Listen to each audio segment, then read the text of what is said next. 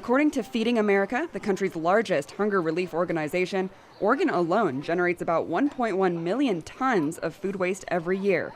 And that's across all sectors, including manufacturers and retailers.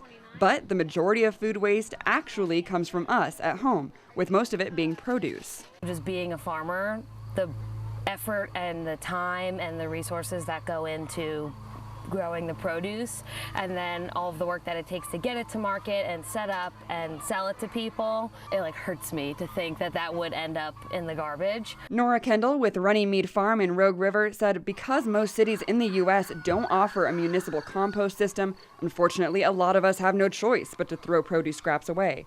This is why it's important to plan ahead and be realistic about what will get eaten in your home. It takes a lot of planning, to think about your week, and you go to the store and you're like, okay, what am I going to want on this day? And then you end up getting invited out, and so you don't eat your produce that day, and it does spoil quickly. With that in mind, here are a few tips to keep your produce lasting as long as possible using some common staples that I just purchased myself. Starting with dry storage, put things like onions, shallots, and garlic in an open container or basket and keep them in a cool, dark place. Potatoes can go into a paper bag and also stored in a cool, dark shelf or cabinet.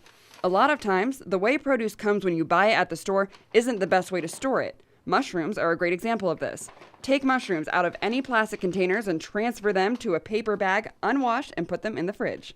For things like parsley, cilantro, asparagus, or kale, cut the bottoms off, put them in a glass of water, and loosely cover with a plastic bag before putting them in the fridge. A lot of stuff spoils fast, like salad mix, is... You probably got a week to 10 days. For cucumbers and lettuce, wash and dry them before putting them in an airtight container with paper towels to absorb excess moisture. The golden rule with produce is to keep everything separate if possible. If you don't have the room to do that, at least try to keep fruits and vegetables separate. This is because most fruits and vegetables produce ethylene, a gas that quickens the ripening process for the produce itself and the food around it. Of course, there are many more foods that we didn't go over, but hopefully this is a step in the right direction for you and your kitchen. If you kind of see your habits week to week and notice I always have, this jumbo tub of lettuce and I only get through half of it and it goes bad, then, see what you're doing and maybe only buy half of that the next time.